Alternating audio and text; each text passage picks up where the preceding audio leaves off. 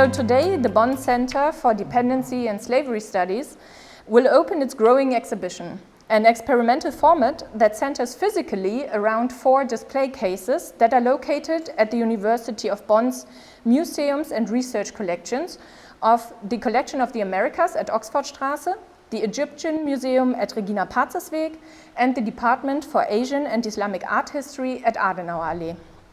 The decentralized displays are bound together by this 4th display case that you see here, displaying items of all 3 categories represented in the exhibition, and an especially designed website and online exhibition that will be introduced to you later today as well. This experimental and innovative exhibition format continuously and transparently includes the visitor in the processes of knowledge production and exhibition design.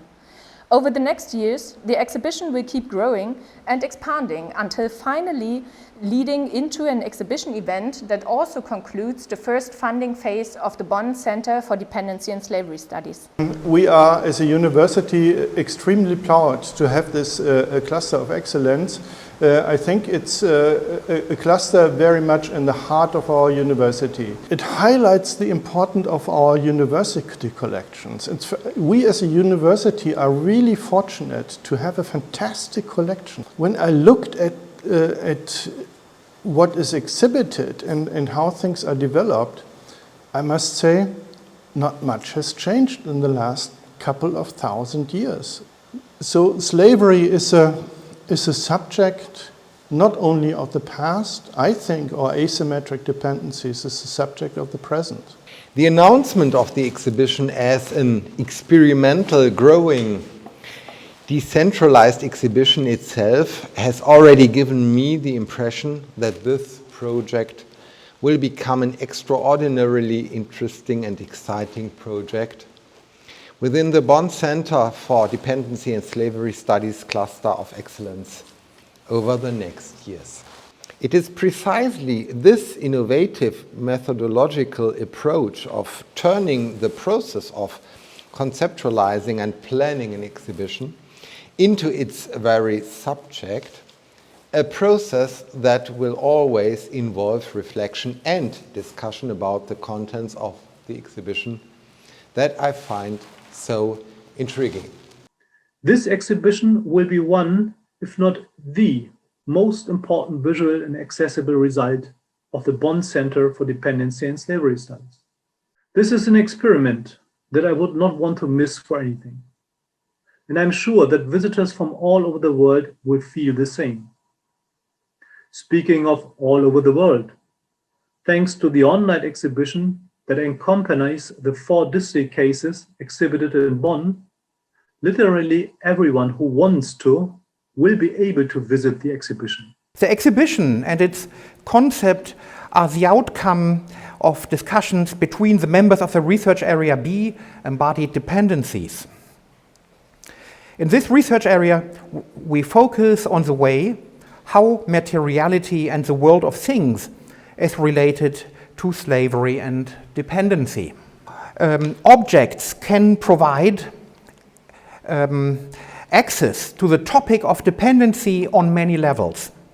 On the one hand, objects such as chains can themselves be instruments that serve to establish and reinforce relationships of dependency. Images and artworks can bear witness to social practices linked to extreme inequality. On the other hand, the way resources are used and goods are produced and consumed is deeply embedded in social asymmetries. I'm the coordinator for the Stimulants working group. In German we would say Genussmittel or Stimulantien.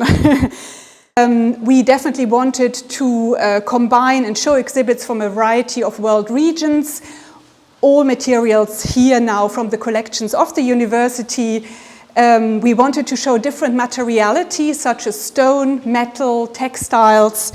And in the Stimulants working group in particular, we wanted to show a diversity of stimulants.